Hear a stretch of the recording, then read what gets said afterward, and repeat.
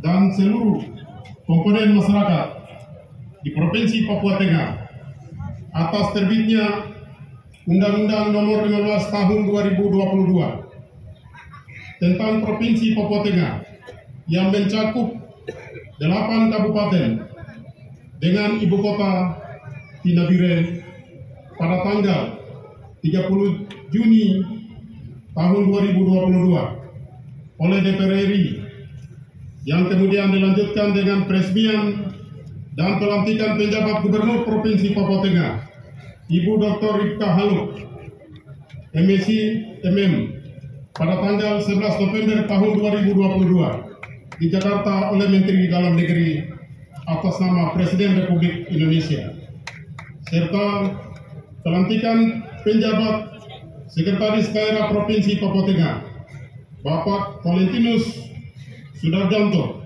Sumito oleh Ibu Penjabat Gubernur Provinsi Papua Tengah pada tanggal 15 November tahun 2022. Oleh karena itu, saya atas nama dan mewakili pemerintah daerah 8 kabupaten dan seluruh lapisan masyarakat menyampaikan selamat datang di Nabire dan sekaligus selamat atas lantiknya Ibu Dr. Rifka Haluk, MSc MM, sebagai penjabat gubernur, dan Bapak Valentinus Sudarjanto Sumito sebagai penjabat Sekretaris Daerah Provinsi Papua Tengah. Kami menyambut dengan gembira dan sukacita. Mari kita berikan tepuk tangan dan yang meriah kepada Ibu Penjabat Gubernur, penjabat Sekretaris Daerah, para bupati, unsur Forkopimda, para sekda, para bupati, para pejabat, serta seluruh masyarakat Provinsi Papua Tengah yang berbahagia. Provinsi Papua Tengah ini lahir melalui dinamika yang sangat panjang dan luar biasa. Ada pro dan kontra, bahkan telah menelan banyak kerugian materi dan nyawa. Kita juga telah menyaksikan bahwa menjelang pengesahan Provinsi Papua Tengah ini terjadi dinamika tarik menarik penempatan ibu kota Provinsi Papua Tengah, apakah itu di Nabire atau di Timika. Jika kita melihat sejarah proses perjuangan Provinsi Papua Tengah, maka sesungguhnya unggulan pemekaran Provinsi Papua Tengah dulu Irian Jaya telah dimulai pada tahun 1982 pada masa pemerintahan Gubernur Busiri Suryawinoto. Pada saat itu beliau mengemukakan 3 usulan berbeda untuk pemekaran Provinsi Irian Jaya. Salah satunya adalah Irian Jaya Tengah.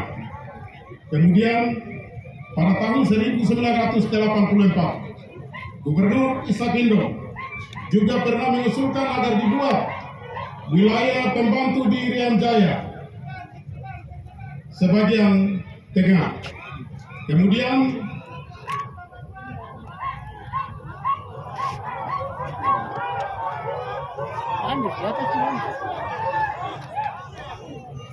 Kemudian pada tahun 1986 skripsi Dr. Anselmus Petrus Yow menulis tentang pemekaran Provinsi Irian Jaya Tengah. Dan pada tahun yang sama sejumlah tokoh masyarakat Papua juga menemui Menteri Dalam Negeri untuk meminta pemekaran Irian Jaya menjadi 3 provinsi termasuk Irian Jaya Tengah. Memasuki masa reformasi 1998 membawa perubahan di dalam berdemokrasi. Salah satunya adalah kebebasan menyampaikan pendapat sehingga kontralasi politik Papua meningkat.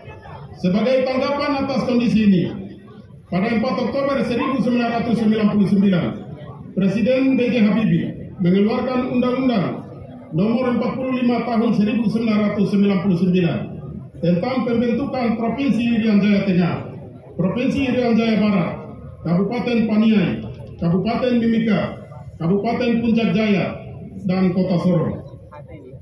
Herman Monim dilantik sebagai Gubernur Irian Jaya Tengah pada tanggal 12 Oktober 1999. Namun, pembentukan provinsi ini ditentang oleh kelompok besar orang Papua dan oleh Gubernur Irian Jaya, Freddy Numberi pada saat itu.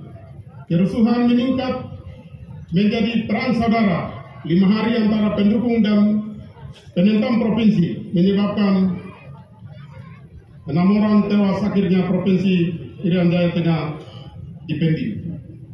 Memasuki tahun 2000, konstelasi politik di Papua meningkat. Sebagai solusi, pemerintah pusat memberikan otonomi khusus kepada Irian Jaya melalui Undang-Undang Nomor 21 Tahun 2001 sebagai solusi penanganan atas berbagai masalah di Papua. Pada tanggal 27 Januari tahun 2003 terjadi pergantian kekuasaan dari B.J. Habibie ke Megawati Soekarno Putri. Sejalan dengan itu, sejumlah pihak baik dari Papua maupun dari Jakarta mendesak kepada pemerintah pusat agar menerbitkan instruksi percepatan pembangunan di Papua. Jawabannya, pada 30 November tahun 2003 terbit Instruksi Presiden Nomor 1 Tahun 2003 tentang percepatan pelaksanaan Undang-Undang Nomor 45 Tahun 1999. Sebagai tindak lanjut dari instruksi Presiden tersebut, pada tanggal 23 Agustus tahun 2003, almarhum Andreas Agaibak, Ketua DPRD Mimika ketika itu, almarhum Yakobus Muyapa, Ketua DPRD Paniai saat itu, dan Philip Pona, Bupati Yapen Moropen saat itu, kembali mendeklarasikan Provinsi Irian Jaya Tengah. Namun, pada Kamis 11 November tahun 2004, atas gugatan John Ibo, Ketua DPRD Papua pada saat itu, Mahkamah Konstitusi membatalkan Undang-Undang Nomor 45 Tahun 1999, khususnya yang mengatur tentang Provinsi Irian Jaya Tengah. Ibu penjabat Gubernur, penjabat Seka dan hadirin yang berbahagia. Selanjutnya, pada tahun 2006, Bupati Nabire waktu itu Bapak Dr. Andus Apeo membentuk Komite Pengaktifan Provinsi Irian Jaya Tengah dan menunjuk Saudara Norbertus Motes, Sarjana Ekonomi MSc sebagai ketua, dan UGM Yogyakarta membuat sebuah kajian akademik yang kesimpulannya mengatakan bahwa Provinsi Irian Jaya Tengah masih layak diaktifkan kembali. Pada saat itu, Komisi 2 DPR RI sempat membahas dan menetapkan bahwa Provinsi Irian Jaya Tengah layak diaktifkan kembali dengan menghasilkan sebuah rancangan Undang-Undang Provinsi Papua Tengah bersama 17 daerah otonom baru, dan menyampaikan kepada Presiden Republik Indonesia Susilo Bambang Yudhoyono, namun Provinsi Papua Tengah tidak disahkan dalam paripurna DPR RI. Pada tahun 2014, saya melanjutkan perjuangan Provinsi Papua Tengah dengan membentuk tim pengaktifan Provinsi Irian Jaya Tengah dan bertemu Kemendagri, tetapi lagi-lagi ditolak karena daerah otonom baru masih dalam moratorium. Pada tahun 2018, tim pengaktifan Provinsi Irian Jaya Tengah kembali lagi menyampaikan usulan pemekaran Provinsi Papua Tengah kepada Presiden Joko Widodo di Istana Bogor. Namun Presiden Joko Widodo menyatakan aspirasi itu akan dipelajari oleh pihaknya bersama Menteri Dalam Negeri dan Menko Polhukam.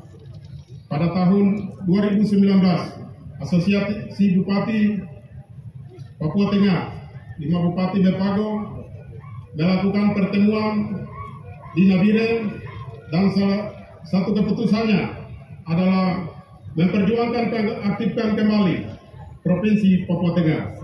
Pada saat yang sama, tepatnya Oktober 2019, Presiden Joko Widodo dan Menteri Dalam Negeri dan sejumlah menteri melakukan kunjungan kerja di Papua. Dalam kunjungan itu, Presiden mengatakan pemerintah akan membentuk 2 daerah otonom baru di tanah Papua, yakni Provinsi Papua Selatan dan Provinsi Pegunungan Tengah Papua di Wamena. Menyikapi pernyataan Menteri Dalam Negeri ini, 1 November 2019, Asosiasi Bupati Wilayah Mepago menggelar rapat kembali di Hotel Grand Nusa, Kota Timika, dan menyepakati untuk mengaktifkan kembali pemekaran Provinsi Papua Tengah. Pada pertemuan itu, Ibu Kota Provinsi Papua Tengah tidak dibahas karena terjadi pro dan kontra di antara para bupati.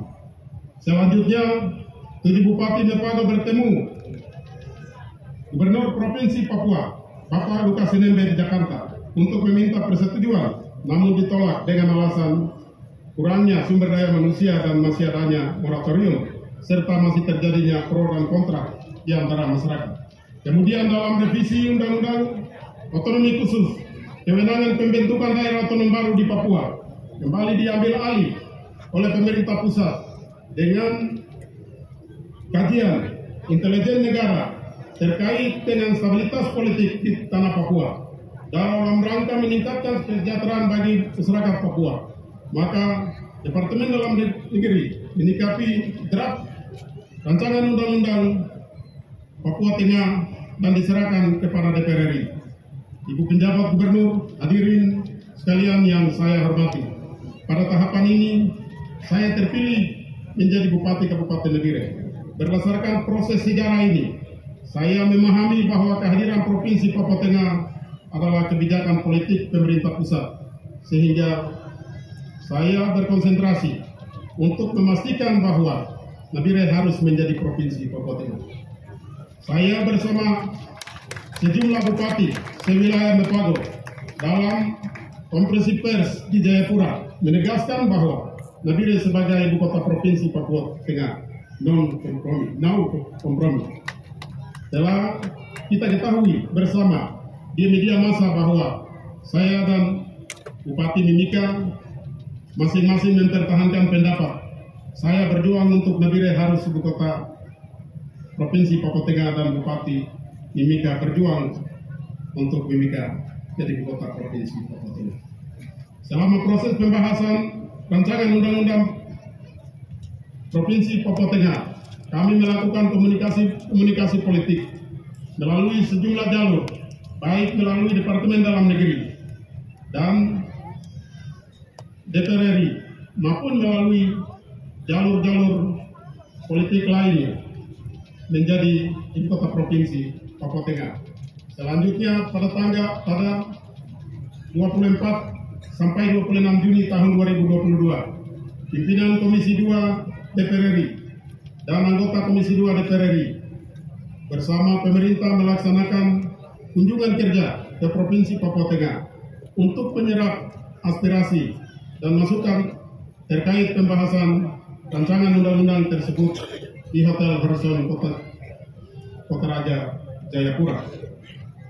Pada rapat ini di hadapan Komisi 2 dan sejumlah hadirin, saya didampingi oleh 6 bupati yang ada di wilayah Mepago, memaparkan sejumlah alasan mengapa ibu kota Provinsi Papua Tengah harus di Nabire.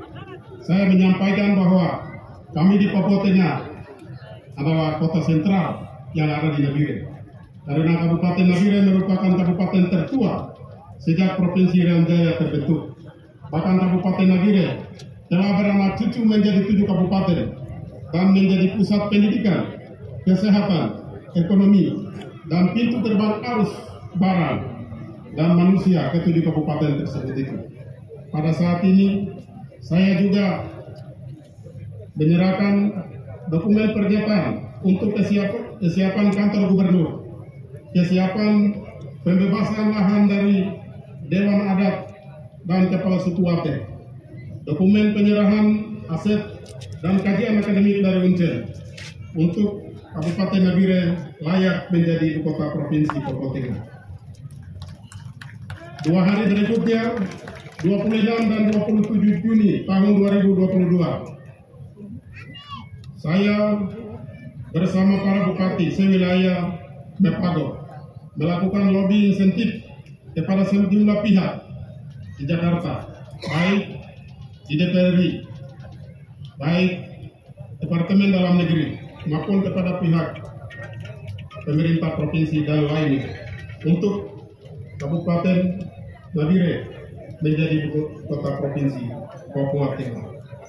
Pada akhirnya bahwa pada tanggal 28 Juni tahun 2022, Komisi 2 DPR RI dan pemerintah menyepakati ibu kota 3 daerah otonom baru, Provinsi Papua dan ibu kota Provinsi Papua Tengah ditetapkan di Nabire. Selanjutnya, pada 30 Juni tahun 2022, DPR RI mengesahkan rancangan Undang-Undang Provinsi Papua Tengah menjadi Undang-Undang Nomor 15 Tahun 2022 tentang Provinsi Papua Tengah mencakup Kabupaten Nabire, Puncak Jaya, Paniai, Mimika, Puncak, Dogiai, Intan Jaya, dan Deyai. Ini Provinsi Papua Tengah resmi sudah hadir di tengah dengan ibu kota di Nabire. Sudah ada penjabat gubernur dan penjabat sekretaris daerah. Program kontra, saling beda pendapat, tarik menarik kepentingan dalam sebuah negara demokrasi adalah hal yang biasa. Ini saatnya untuk bersatu, merapatkan barisan, membangun Papua Tengah yang kita cintakan. Ibu penjabat gubernur, penjabat sekda, dan para bupati, unsur Forkopimda, para sekda, para wakil bupati, serta seluruh komponen masyarakat seprovinsi Papua Tengah yang berbahagia. Kita sepakat bahwa ini saatnya membangun Provinsi Papua Tengah. Dan kita ketahui bahwa salah satu tolak ukur kemajuan daerah adalah Indeks Pembangunan Manusia atau IPM.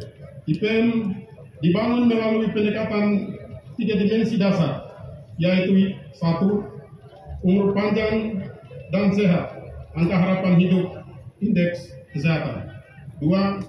Pengetahuan, harapan lama sekolah, dan rata-rata lama sekolah, indeks pendidikan. Kehidupan yang layak, PNBP, indeks pengeluaran. Menurut standar UNDP, jika IPM lebih dari 80, maka sangat tinggi. IPM 70 sampai 79 tinggi, IPM 60 sampai 69 sedang, dan jika di bawah 60 maka sangat rendah. Jadi berdasarkan data Badan Pusat Statistik atau BPS, IPM 6 kabupaten yang mencakup Provinsi Papua Tengah berada pada posisi sangat rendah, yakni berapa 6 kabupaten yang terletak wilayah Papua Tengah. Sementara itu Kabupaten Nabire berada pada posisi sedang, yakni 69,15, dan Mimika berada pada posisi tinggi, yaitu 74,47. Jadi Mimika lebih tinggi sedikit dari Nabire, dan kabupaten lainnya masih sangat rendah. Karena Mimika adalah pusat industri, ada PT Freeport di sana, sehingga mendapat pendapatan asli daerahnya sangat besar, mencapai 3 triliun lebih, dan kurang lebih 75% penduduk adalah penduduk non-Papua. Dengan data ini, saya ingin mengatakan bahwa kondisi ini adalah salah satu alasan kehadiran Provinsi Papua Tengah, dan kini menjadi tantangan bersama. Ada beberapa tantangan sekaligus harapan bersama yang sejalan dengan visi dan misi Kabupaten Nabire sebagai ibu kota Provinsi Papua Tengah adalah: pertama, jaminan stabilitas keamanan daerah. Hal ini mewujudkan menjaga keragaman suku, ras, agama yang ada di Nabire dan seluruh wilayah Provinsi Papua Tengah. Semua aktivitas pemerintahan dan masyarakat berjalan dengan baik apabila daerah aman. Mari kita bersatu untuk membangun Provinsi Papua Tengah dan dalam keadaan yang aman, penuh dengan persaudaraan, tanpa membeda-bedakan suku, ras, dan agama. Kedua, percepatan pertumbuhan ekonomi wilayah melalui perbaikan kerangka pengembangan ekonomi daerah berbasis potensi lokal dan masyarakat asli Papua, serta ekspansi dan penguasaan sumber daya alam oleh korporasi khusus dengan sebesar-besarnya bagi kemajuan daerah dan kesejahteraan, keadilan bagi masyarakat, pemilik hak wilayah, serta tetap dengan menjunjung tinggi kepemilikan adat serta kelestarian lingkungan. Dengan adanya Provinsi Papua Tengah ini, tentu juga akan banyak membuka lapangan kerja di wilayah ini, termasuk para inspektor. Pasti akan masuk jika masyarakat Papua menuntut adanya keberpihakan. Maka ini kesempatan, karena sidang paripurna DPR RI telah membahas hal itu, bahwa prioritas pada orang asli Papua yakni 80% untuk orang asli Papua. Hal itu bukan berarti bahwa dengan adanya regulasi keberpihakan, maka orang asli Papua secara otomatis akan berkembang dengan hadirnya otonomi daerah otonom baru itu sendiri. Saya katakan tidak kalau tidak berusaha dan bersaing. Ini zaman kompetisi, bersaing adalah sesuatu yang pasti. Maka saya pesan kepada para sarjana, penganggur, mahasiswa, dan pelajar agar tingkatkan kemampuan diri di bidangnya, belajar bahasa Inggris, belajar teknologi, belajar komputer, dan keterampilan lainnya.